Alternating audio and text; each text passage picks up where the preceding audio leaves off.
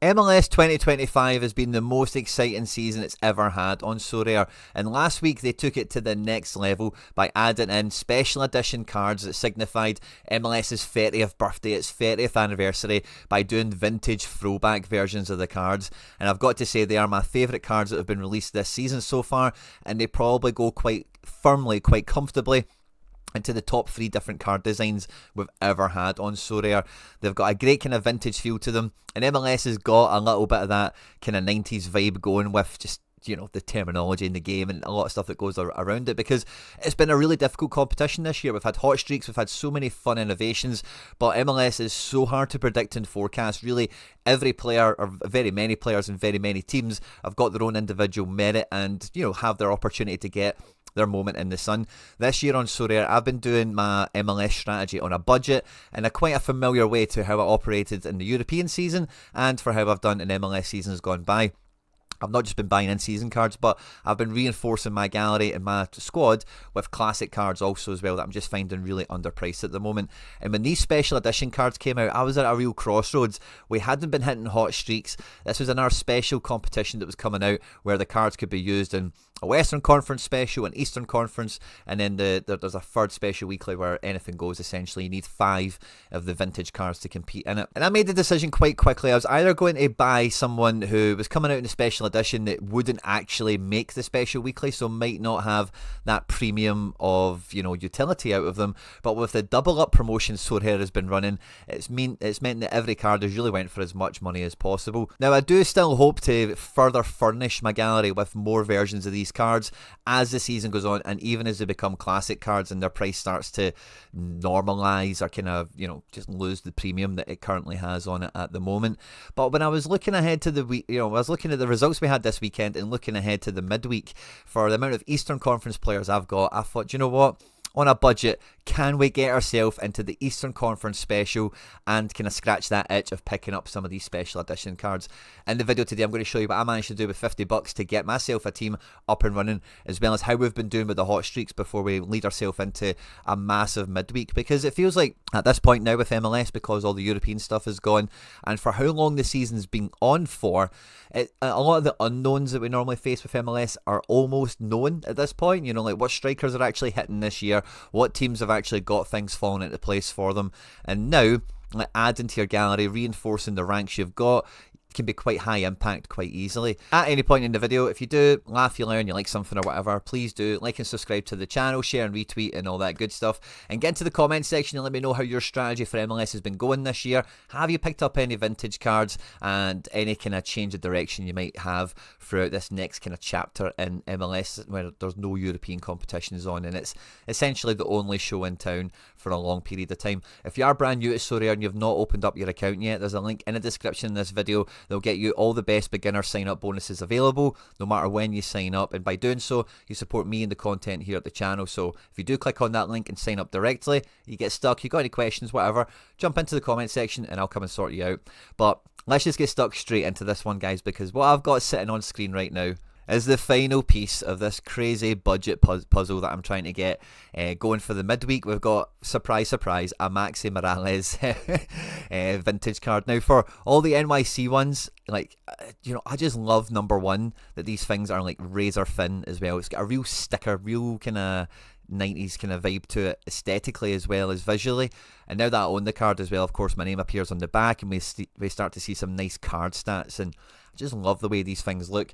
And Maxi Morales is like a throwback-ish kind of player. The whole thing just I really, really like. The most expensive player I've picked up, we'll go through how I'm building the team and what I'm shooting for in a second, but the reason I've got this on screen is because of the SORARE double up promotion, where any of these cards you buy on instant buy and on auction, check the T's and C's for the dates it's available on, but I think we've just about got in towards the end of this. You also have the chance to win another card, or more likely, some essence. And the essence is essentially, for anyone who's new, it's like a shard, it's like a fraction of a card. You get enough of it, you can turn them into cards, sort of thing. So I don't know what we've got for this one, but because it's the most expensive player we've brought in for this one, when we take off market credits and in-game wallet that I've, you know, won some stuff with, he's only actually cost me like 32 quid or something like that. So let's see if we get something exciting with him. We get Essence. I was really hoping we were going to get a card for that one. But Maxi Morales comes in, and it's the most expensive card, like I say, we've picked up.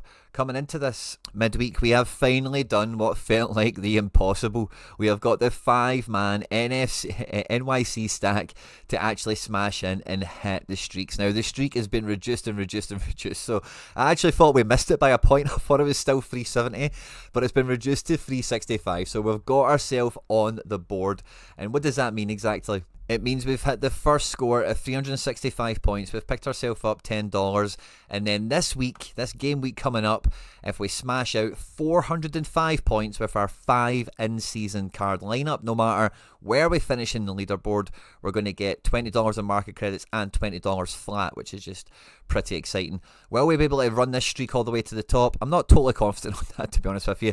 I've not really looked ahead to the fixtures and whatnot, but I definitely want to see us smashing between the first 3 of them and a couple more times as the season goes on, because this is something we've been building the strategy towards actually unlocking. So we've finally got our first little foothold on that, and that in itself, to be honest with you, did give me a little bit of the confidence that we should go out and try and build for this game week we've got coming up with the vintage cards. Because as I list out my teams, I've got 2 D1 entries. We did get one team relegated, but another team gets promoted. 2 in-season teams are fun, and when I look at the strength of the third one, it's not that great. It will be in D2. The main objective would be promotion, of course. But looking at the MLS anniversary competition that they're running at Rare, at point of recording, there's only 86 entries. Now, I'm going to guess this goes up to like 120, 130 or so by the time we get to lock.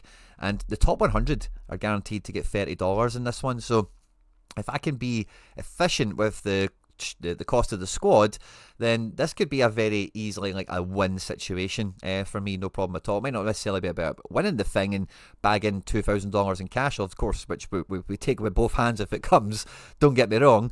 But if we've managed to buy 3, because that's all we need, 3 vintage cards for this, and I've kept it under £50, which is probably closer to $60. The break even isn't even really the target for this one, because anything that I win cash wise is just a huge discount, and these are cards. The card design is something that I want to get myself anyway. So we are up against some strong teams. Orlando have been good this year. Revs have obviously got Carlos Heel. Inter Miami, you don't need me to tell you about. And some of these other squads have got good players in them, and the fixtures are not too bad. But the very first card I picked up for this competition was Johnny Shore, who is not a huge scoring player, similar to Maxi Morales, who has like peaks and maybe a lot of AA. You know, he's maybe a bit more of a neutered version of that. He only played 45 minutes against Chicago, and I think just with the way the squad's balanced, he's kind of always playing at the moment, which is great to see. But he was the only in-season New York card I hadn't had a copy of already, so I thought, hey, that's an easy one to pick up as a vintage card. I got it on instant buy, sure. Yeah, I got 50% off, but with market credit, so it cost me £12. And for a guy that can just, you know, I'm kind of crossing my fingers on like a triple-double or something like that. If he could get something super jammy, like an actual assist or something, happy days. But on 8-8 alone, he's shown in, against Orlando and Cincinnati, he can score well enough, and he's got a decent enough floor where if the entry level is very small, like we see at the moment, might not be too much of a problem, to be honest with you, because there's only so many cards available, etc, etc.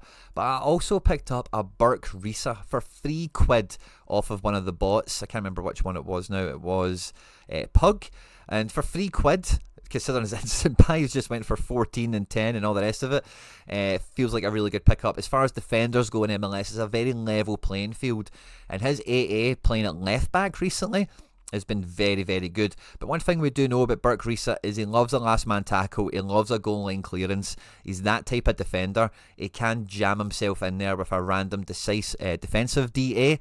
And really, for £3, I think this is just a great budget pickup as well. And alongside Shore and Morales, it just gives me that kind of spine of a New York City team. And then I can furnish it with classic cards around it. I picked up this Jacob Ayarave because it's a rookie, and the other Jacob Ayarave I've got isn't a rookie, so I'll probably look to sell him. I'll probably look to sell Marisa and my Morales. I don't really need 2 copies of them in season. I will probably use them for a little bit, but I do plan on relieving myself of those copies, as it were, later on. And because when I've built these teams here, I've not used any classic cards yet except for 1 freeze, which is fine.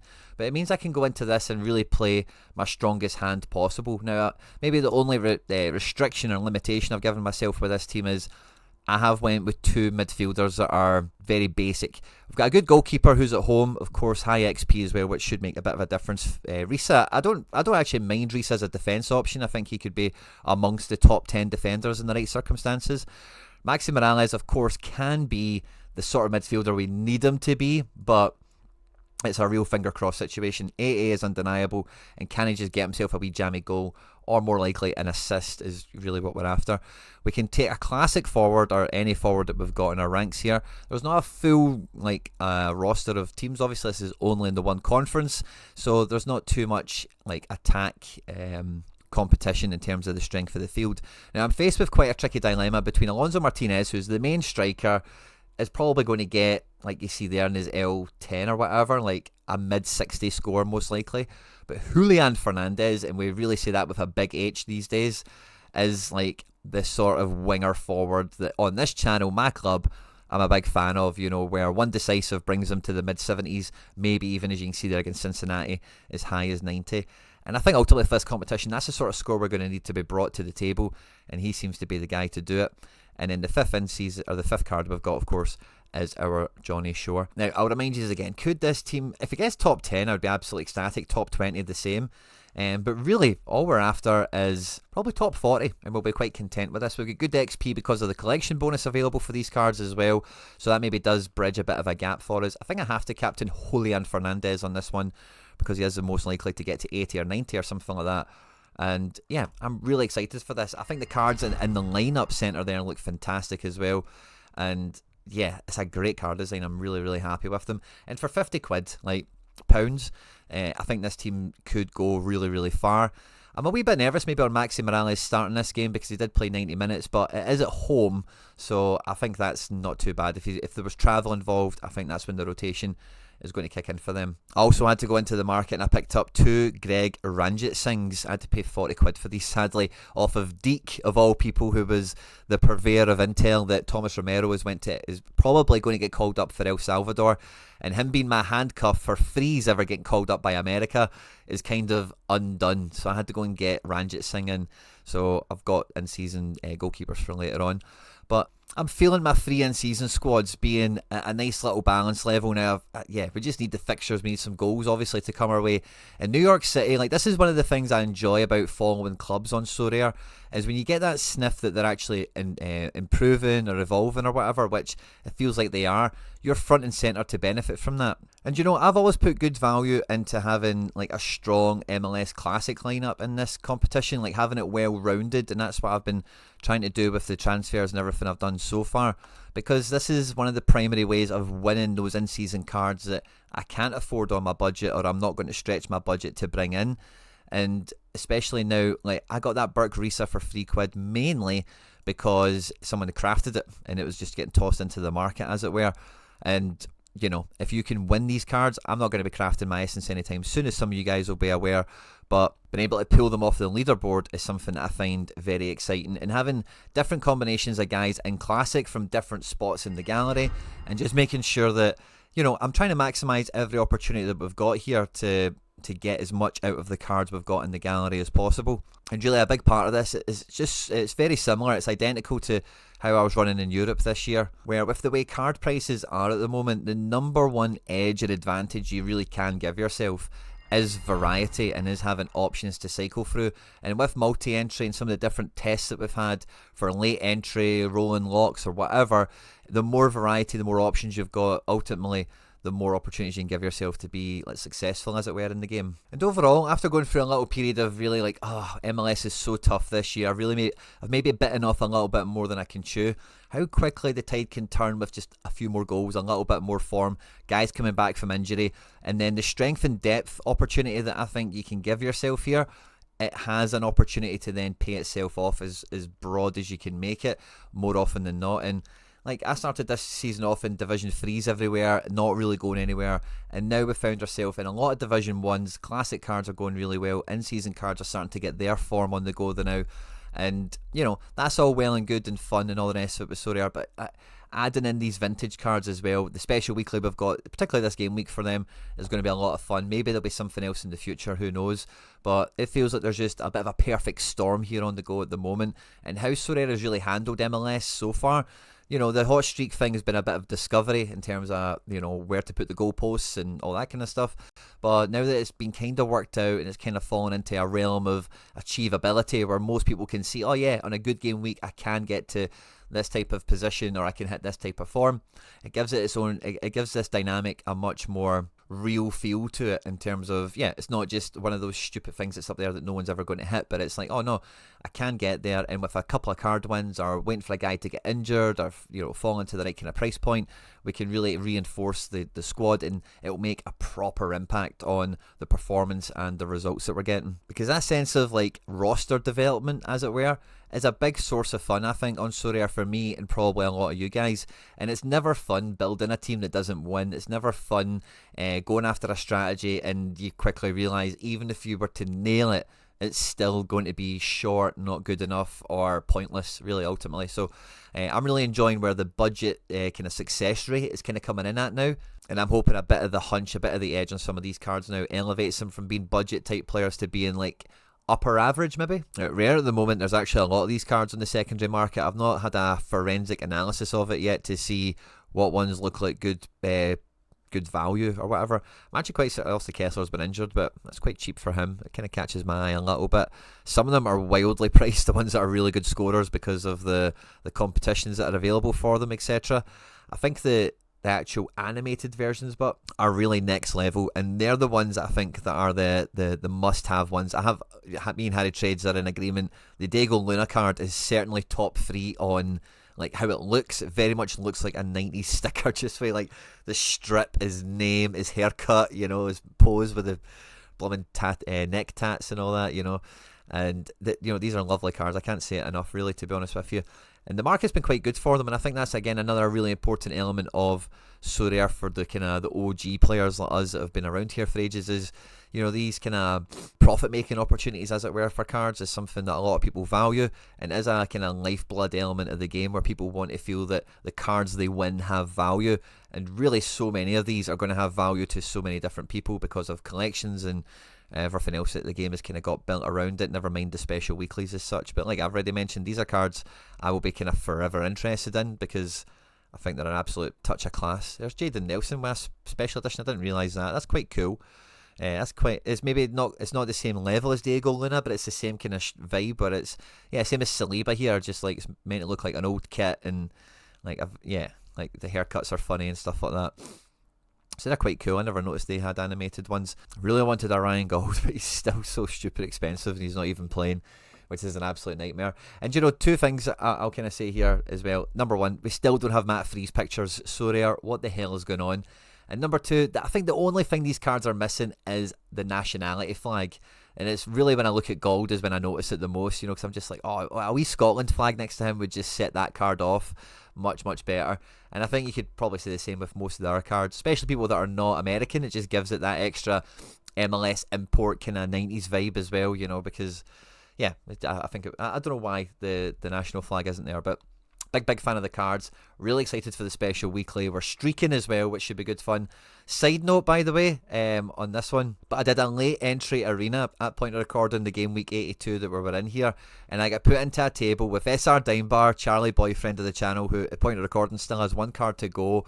Iodine, good chance he overtakes me if he starts the game, certainly. But also 2 in the Penfez teams. One of them is kind of dead and buried, but he's got a captain. Is that Crespo or Tadic? Still to run, so maybe both of them kick me off the podium. So hopefully not. Hopefully we can just about hang in there with Segrist. And I don't know if you've seen this, guys, but Segrist came off right before Bologna scored, which was just so funny. The only bit of goalkeeper luck that I had this game week, he played 63 minutes, which is incredible. Got the clean sheet and then went to the bench. Don't care if he's injured or anything. He's got plenty of time to recover at this point. But the only bit of goalkeeper luck that I got this weekend. So let's cross our fingers and toes and let's hope it holds on and we bank the essence. I suspect one of Charlie or Nep is going to overtake me, if not both of them.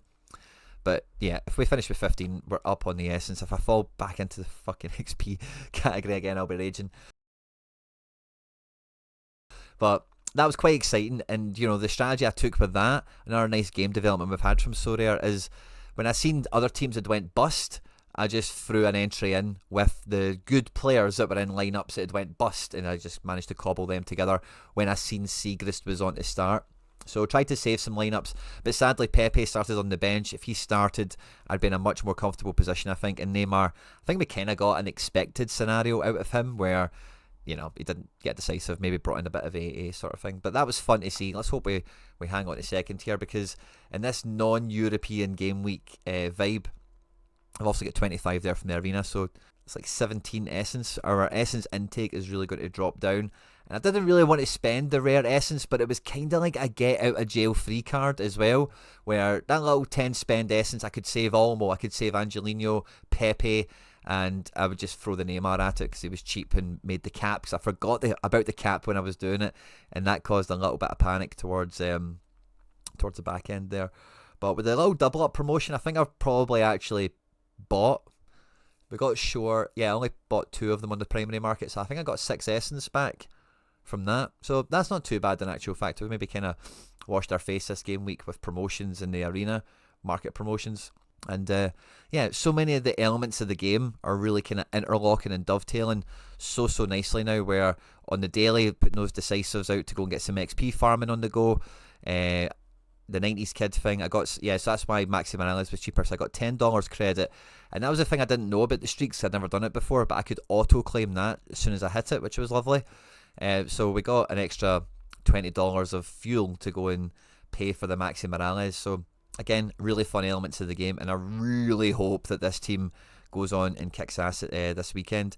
Just when I was looking at the projected teams and stuff like that as well, I did mix up these lineups a little bit and try and keep them, sorry that Jaden Nelson hadn't loaded there, as competitive as possible, because I've been kind of just plugging and playing MLS, but now I'm kind of looking at it and thinking, let's go get some big wins now. XP's in a good spot, fixtures are round about where we want them to be, and this video's probably went on for a little bit too long. So on screen now is some other stuff that I've made that YouTube thinks you might enjoy. If you haven't done so already, please do hit the subscribe button for more content like this. Wish me luck for the special edition game week, and I will catch you on the next one. Take care. Bye-bye.